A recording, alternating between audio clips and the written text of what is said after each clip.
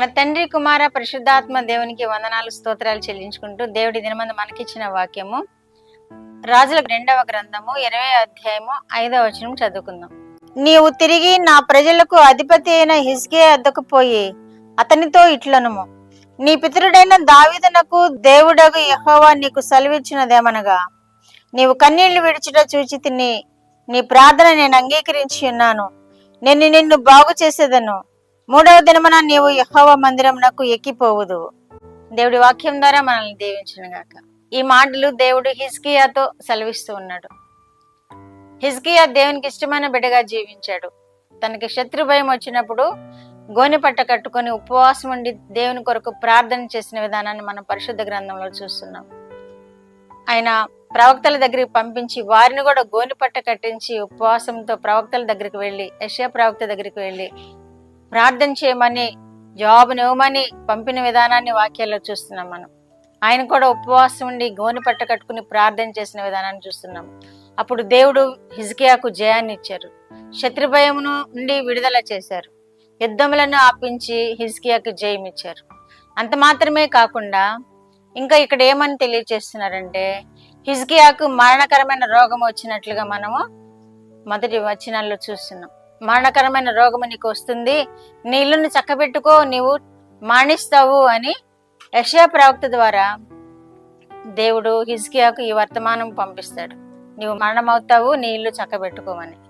అప్పుడు హిజ్కియా దేవుని సన్నిధికి వెళ్ళి ప్రలాపించి ఏడుస్తాడు. ప్రభువా, నేను ఎలాంటి వాడినో నీకు తెలియదా? నేను ఎంత భక్తిపరుడనో, నేను ఎంత ప్రార్థన చేస్తూ నీ జయం పొందానో నీకు తెలుసు కదా ప్రభువా, నన్ను జ్ఞాపకం చేసుకో, ఈ మరణం నుండి నన్ను తప్పించు అని ప్రార్థన చేస్తాడు. ఎంతో వేడుకుంటాడు దేవుని సన్నిధిలో. ఎంతో ఆయుష్కాలం మిమ్మల్ని ప్రార్థన చేస్తాడు. ఎంత ఆశ్చర్యకరమైన విషయం ఇది! మనం నేర్చుకోవలసిన విషయం. ఎందుకంటే హిజ్కియా మరణకరమైన రోగం వచ్చినప్పుడు దేవునికి కన్నీటితో ప్రార్థన చేసిన విధానాన్ని చూస్తున్నాం. కాబట్టి ఎవరైనా వ్యాధిగ్రస్తులుగా ఉంటే వారు ఈ విధముగా హిజ్కియా వలె ప్రార్థన చేసి జయమొందుతారని మనము ఈ వాక్యం ద్వారా తెలుసుకుంటున్నాం. ఎంతో మంది హాస్పిటల్స్ లో వ్యాధిగ్రస్తులు బాధలను అనుభవిస్తూ ఉంటారు. వారు కూడా దేవుని యందు భయభక్తులు కలిగి కన్నీటితో ప్రార్థన చేసినప్పుడు, దేవుని కొరకు కన్నీటితో ప్రార్థన చేసినప్పుడు వారికి కూడా జయమిచ్చే దేవుడుగా ఉన్నాడు, స్వస్థతనిచ్చే దేవుడుగా ఉన్నాడు. అందుకని ఈ మాటలు చెబుతున్నారు. నీ ప్రార్థనను నీ కన్నీళ్లను విడిచుట నేను చూచి తిని అంటున్నాడు దేవుడు. నీవు కన్నీళ్లు విడిచుట నేను చూచి తిని, నీ ప్రార్థన నేను అంగీకరించి ఉన్నాను అని జవాబిస్తున్నాడు. ఎంత ఆశీర్వాదకరమైన మాటలు ఇవి! మనము కూడా ప్రార్థన చేసినప్పుడు, మనము కూడా కన్నీరు విడిచినప్పుడు దేవుడు ఎంత మాత్రమో ఓర్చుకోలేరు. మనం కన్నీరు విడిచడం అస్సలు ఓర్చుకోలేరు దేవుడు. ఇంకెవరైనా ఓర్చుకుంటారేమో, మన తల్లిదండ్రులైనా ఓర్చుకుంటారేమో, కానీ మనము కన్నీరు వినడం దేవుడు ఎంత మాత్రం ఓర్చుకోలేరు. వెంటనే మనకి జవాబిస్తారు. హిజ్కియాకు కూడా అదే జవాబిస్తున్నారు. నీవు కన్నీళ్లు విడిచి చూచి తిని నీ ప్రార్థన నేను అంగీకరించి ఉన్నాను అని సెలవిస్తున్నారు. నేను నిన్ను బాగు చేసేదను అని వాగ్దానం ఇస్తున్నారు. ఆయన ప్రార్థన చేశారు. హిజ్కియా, నాకు ఈ వ్యాధి నుండి నన్ను తప్పించు, నన్ను బ్రతికించు, నాకు జీవం ఇవ్వు ప్రభు అని ప్రార్థన చేసినప్పుడు ఈ వర్తమానం తెలియచేసిన యెషయా దారిలో ఉండగానే మళ్ళా నువ్వు వెళ్ళు, హిజ్కియా దగ్గరికి వెళ్ళి నా వర్తమానం తెలియచేయని యెషయాని హిజ్కియా దగ్గర పంపిస్తారు. అప్పుడు ఈ మాటలు తెలియజేస్తారనమాట. నీవు కన్నీళ్లు విడిచితే నేను చూచి తిని నీ ప్రార్థన నేను అంగీకరించి ఉన్నాను, నేను నిన్ను బాగు చేసేదను, 3వ దినమున నీవు యెహోవా మందిరమునకు ఎక్కిపోయేదవు అంటున్నాడు.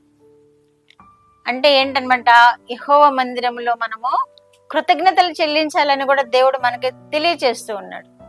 ఒకవేళ మనం ఏదైనా అవసరం వచ్చినప్పుడు దేవుని యొద్ద కన్నీరు విడిచి ప్రార్థన చేసినప్పుడు, దేవుడు వాటన్నిటి నుండి విడిపించినప్పుడు మనము చాలా మంది మర్చిపోతూ ఉంటాం.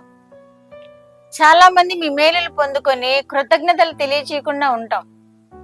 చాలా మంది ఈ అవసరతలన్నీ దేవుని చేత తీర్చబడతారు, కానీ వాటిని తిరిగి కృతజ్ఞత తెలియచేసే విధానం వారికి తెలియదు.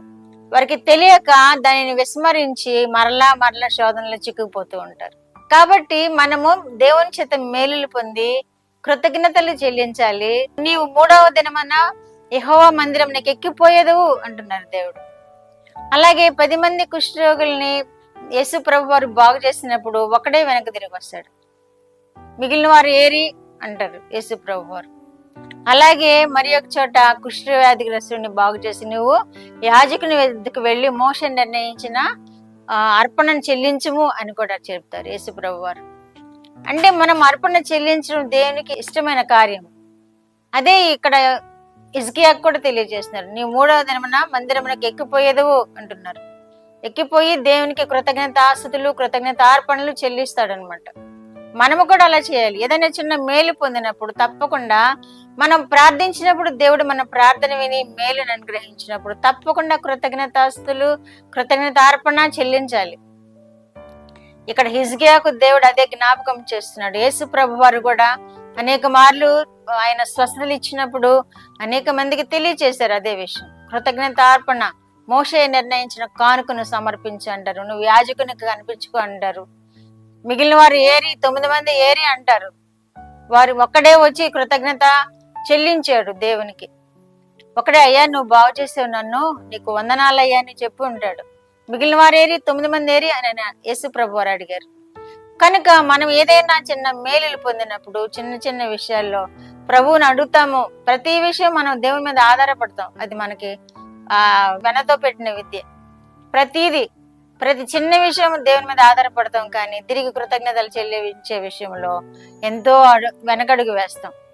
కాబట్టి ఈ వాక్యం ద్వారా మనము హిజ్కియా వల్లే కన్నీరు విడిచి ప్రార్థన చేద్దాము, హిజ్కియా వల్లే జయమొందుదాము. హిజ్కియాకు తెలియచేసిన విధంగా దేవుడు మనము కూడా మందిరానికి వెళ్ళి కృతజ్ఞతాస్తుతులు కృతజ్ఞతార్పణలు చెల్లించి దేవుని మహింపరుద్దాం. ప్రార్థన. మా దేవా, మా ప్రియ పరలోక ప్రభువా, మీ పరిశుద్ధ పాదములకు వందనాలు, స్తోత్రాలు. మా రక్షకుడు యేసుక్రీస్తు దేవా స్తోత్రములు, పరిశుద్ధాత్మ దేవా స్తోత్రములు. ఇచ్చిన వాక్యము కొరకు స్తోత్రములు. బిడ్డలందరినీ మీరు దీవించండి. ఎవరైనా మా ప్రభువా మీ పాద సన్నిధిలో చేరి కన్నీటితో వారి అవసరాల నిమిత్తము ప్రార్థన చేస్తున్నట్లయితే వారి కన్నీటిని మీరు తుడిచేదేవా మీకు స్తోత్రం. వారికి మేలులతో తృప్తిపరిచేదేవా మీకు స్తోత్రం.